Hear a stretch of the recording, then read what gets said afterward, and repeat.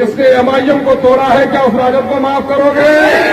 नहीं करोगे तो अब सुन लो, सबने दिया है हमको चोट, सबने दिया है हमको चोट, सबने दिया है हमको चोट। बहुत हुई हाशिया बरदारी,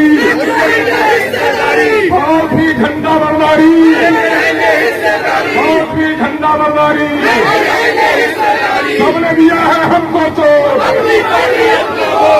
इस वक्त बिहार में जिसकी हालत सबसे बड़ी खराब है, किसको ये फिक्र है कि कारवा का क्या हुआ, हर कोई लड़ रहा है कि सरदार को।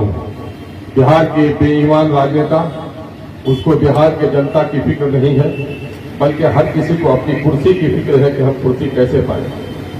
लेकिन मैं समझता हूं कि बिहार की सारी पार्टियां अपने दल में एक मुख्यमंत्री का उम्मीदवार रखती है और अपने जीते हुए और हारे हुए लोगों को मंत्री बनाने का सपना देखती है, अपने कार्यकर्ताओं को ठेकेदार और रंगदार बनाना चाहती है। और मैं समझता हूं एक ही पार्टी बिहार में है, दलितों की, शोषितों की, पिछड़ों की और अकलियतों की, जो बिहार में सत्ता सुख की प्राप्ति नहीं बल्कि बिहार के जनता के हक और हुकूक की लड़ाई लड़ रही है, जिसका नाम है भाईजान। और ये लड़ाई सिर्फ बिहार में नहीं बल्कि पूरे देश के स्तर पर आज जिस जमामर्दी के साथ, जिस बेबाकी और बेखौफी के साथ बैरिस्टर असदुद्दीन अवैसी लड़ रहे हैं, मैं नहीं समझता हूं कि देश का दूसरा नेता इतनी जरूरतमंदी के साथ और इतनी साफ और पाकीज़ा नीयत के साथ सियासत कर रहा है। हमारा मुतालबा क्या है? हमारा मुतालबा ये है कि बिहार की सरकार में जो लोग बैठे हुए हैं, ये लोग अपने आप को समाजवाद का नारा देकर सत्ता प्राप्त करते हैं और अपने आप को बड़े समाजवादी कहते हैं। लेकिन कहाँ है इनका समाजवाद? वही मुट्ठी भर अग्निपंक्ति के लोग, वही मुट्ठी भर बड़े लोग, वही मुट्ठी भर सत्ता से करीब लोगों के बाल बच्चों को नौकरी मिल रही है, उनकी आमदनी बढ़ रही है, उनकी सुख सुविधाएं बढ़ रही हैं, वो देश के तमाम तर शहरों में फ्लैट खरीद रहे हैं। लेकिन बिहार की 80% जनता जो गांव में रहती है और शहरों के झुग्गी झोपड़ियों में रहती है, उनके बच्चों की तालीमी सूरत हाल क्या है देखने की जरूरत है।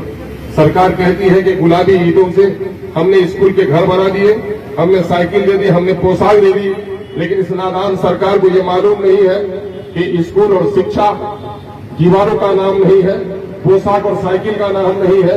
शिक्षा तो नाम है, शिक्षक के जरिए से उस ज्ञान का जो बच्चों के सीनों में मुंतकिल किया जाता है। इसके शायद कहानी नहीं पढ़ी होगी कि जब शांति निकेतन की स्थापना की थी टैगोर ने, कोई झोपड़ी भी नहीं थी, लेकिन संसार का सबसे बड़ा स्कूल था जहां दरख्त के छावनी में संस्कार बच्चों को दिया जाता था और टीचर बच्चों को पढ़ाया करते थे।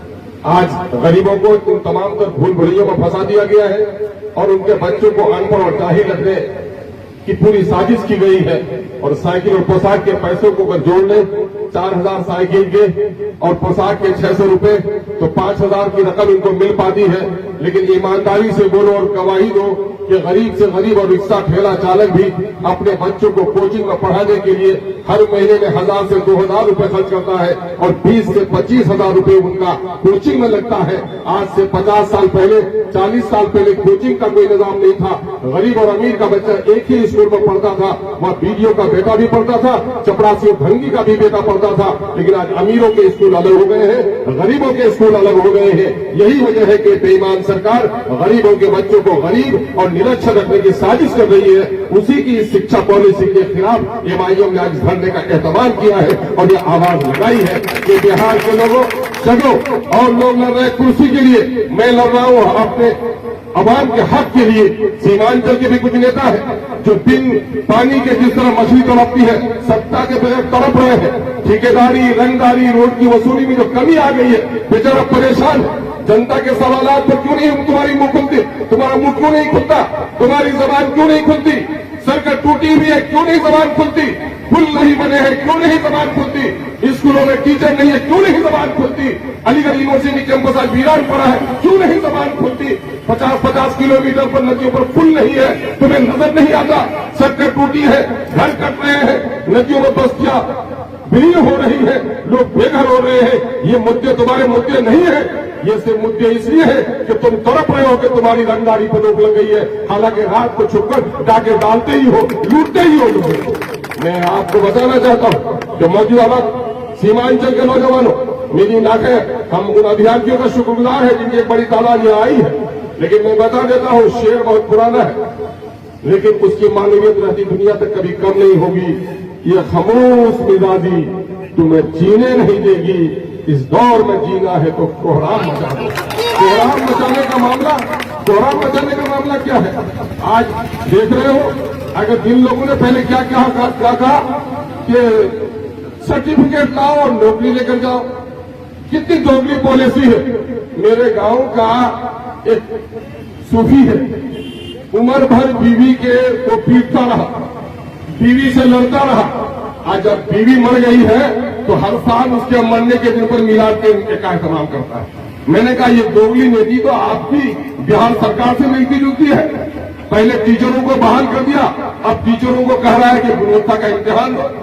पहले कहा घर घर शराब की दुकान खोल दिया और फिर अब कह रहा है कि शराबबंदी का काम करो। लगता है कि नीतीश जी ने गांव के उसी बिगड़े हुए शख्स से ये सबक सीखा होगा कि आपने पहले क्या कहा कि तुम सीटें ले लो, सेंट्रल टीचर्स एलिजिबिलिटी इम्तिहान अगर तुम पास कर जाओगे तो तुमको हम टीचर बना देंगे। स्टेट लेवल का जो टीचर का टेस्ट होगा तुम दे दो तो हम तुमको टीचर बना देंगे।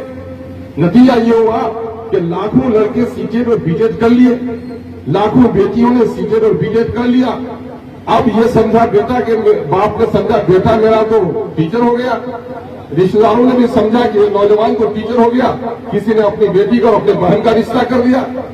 और नीतीश कुमार जी, पता है आपको कि इस सीटेट और बीटेट के नौजवानों को आप बहाल नहीं करेंगे तो कितने रिश्ते उजड़ जाएंगे, कितने नौजवान फांसी के फंदे में लटक जाएंगे, कितनी बेटियां जहर खाने पर मजबूर हो जाएंगी, जिनका रिश्ता टूट जाएगा। उसका जिम्मेदार कौन होगा? उसका जिम्मेदार आप होंगे। आपको समझना होगा, पहले हमारे सीटेट और बीटेट के लोगों को बहाल कर लो, उसके बाद जो पॉलिसी लानी हो लाओ। तरीका यही होता है कि पहले से जो कानून नाफिज होता है उस कानून के मुताबिक जो फैसला हो गया होता है उसके बाद नया कानून नाफिज होता है। अगर सीटेट और बीटेट के लिए आपने ये भी नहीं किया कि साहब सीटेट और बीटेट के लोग बहाल हो कर लिया है, आपके इम्तिहान का टेस्ट दे दिया। आप आईएएस, बीपीएससी, यूपीएससी और बीपीएससी दो बड़े इम्तिहान हैं, एक केंद्र राष्ट्रीय स्तर पर, एक राज्य स्तर पर।